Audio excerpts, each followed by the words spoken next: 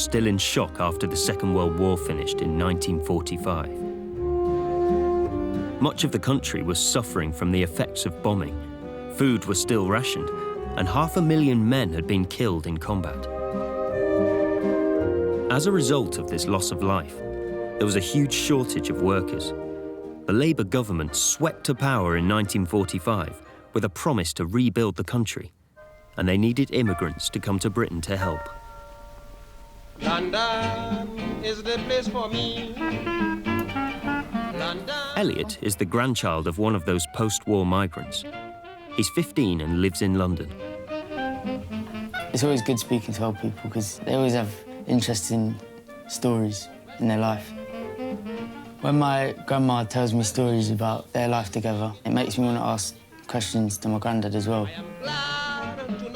Elliot's grandfather, Philip, arrived in London in 1949. Unlike the majority of newcomers, he stowed away on a ship from Ghana in West Africa, looking for a better life. They're visiting London's Docklands to see if Philip can remember the place where he arrived 64 years ago. Because all these buildings are new. All these buildings. What was there then? Do you know? Or? No, it's all big harbor. You see a lot of ships. Before we landed in the night, very beautiful. Yeah. The lights, you know. Everywhere. Everywhere, lights, beautiful. Were you excited or nervous? Yeah, we were excited. Although Ghana was a British colony, and many of its citizens had been welcomed here, Philip had travelled here illegally, and on arrival, spent 2 weeks in prison. Once released, he was given an identity card to help him find work. However, even though work was plentiful, Philip was surprised that not everyone was well off. So you thought everyone was going to be rich when you came here? Yeah, we saw people begging. I went to a tube station, first time, a tube station, and be written, beware of pickpockets. So I said, oh, pickpocket? We thought white man don't steal, you know. Hold on, don't bite me. Elliot wants to know why thousands of people left their homes to get here. He's come to see Dr. Charlotte Riley, an expert on British post-war immigration. What made people come to Britain? Britain is, it's been physically destroyed by the war. There's been lots of bombing, it needs lots of rebuilding. The British government tries to get people to come over Britain to do lots of manual labour jobs, so lots of building. Certainly people from the Caribbean were encouraged to come over to do building work and things like that. The new NHS, which was set up just after the war, that was a really big employer of people as well. So in 1949, the British government started to do campaigns in the West Indies and in other places around the empire to try and get nurses to go over. And lots of people came over for an adventure as well. They wanted to see what Britain was like. Well, let me tell you, ladies and gents, I enjoyed myself to my heart's content. I could not follow the procession, but I was there to see the coronation. I was there. Gloria Bailey was another immigrant who arrived from Jamaica with her husband. She became a prominent member of the local community, and Elliot wants to find out how her experience compares to his granddad's. What did you do for work? At first, I got a job into nursery, looking after some little children. They were all white children who were very petrified, wondering why we looked different. And my husband had a job at London Transport. What were you expecting of England when you came? Well, we thought that there would be lovely houses and the streets were all sophisticated, but we were rather disappointed when we came. It took a very long time to get used to the weather. It took ages, as a matter of fact. And with the food, there wasn't much of West Indian foods at that time. So we're chiefly eating sort of the English food. The fish and chips was something we were very excited about. We were quite lucky, probably because we were a couple. But many people just came on their own, most of them men. They were wearing their felt hats and their suits, you know. And I've seen big men cry because they're not used to being on their own. The arrivals brought with them new cultures, food and music, and helped create a rich and vibrant post-war scene.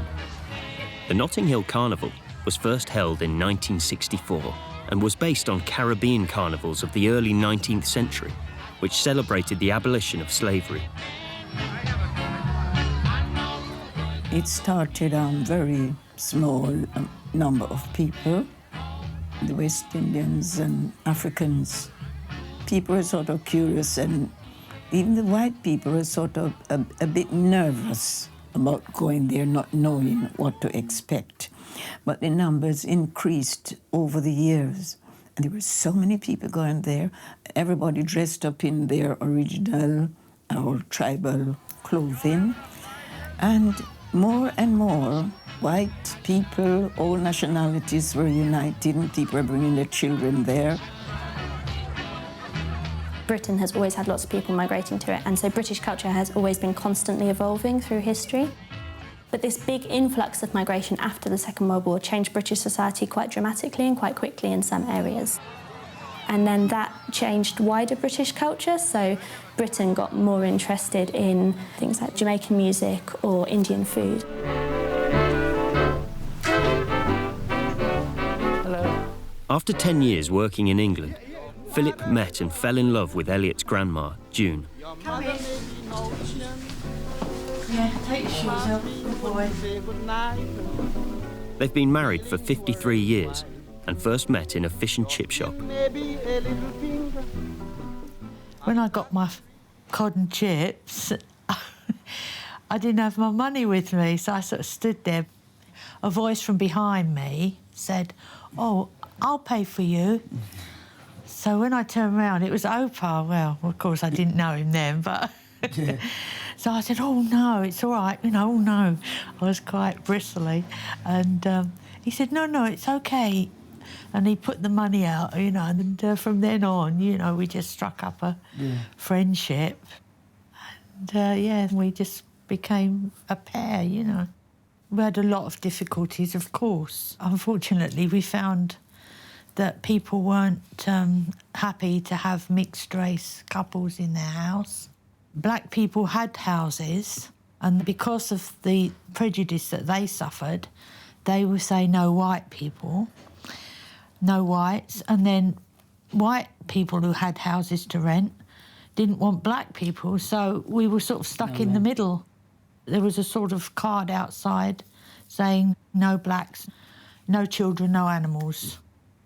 So you were treated like dogs? Well, yeah. You were put in the same categories. Exactly, yeah. It was very hurtful, very upsetting, you know. Yeah. But what could you do? That was the life I chose, or we chose. So we had to get on with it, basically. It would be strange walking past seeing signs of what I said. Well, yeah. It definitely would be against the law now. Yeah. It took quite a lot of courage. To live in London, you are really comfortable. I've learnt a lot of things that I didn't know before. Like, they were judging them on the colour of their skins. It's really shocking. They grow up quite quick, I would say, actually. Nowadays, you tend to be a child a bit longer. You wouldn't mature as quick. They were so brave because they put up with a lot of things. And my resident is at Hampton Court, London. Why do you want to travel on a boat to a different country when you're quite young, just for the adventure? That kind of, surprised me.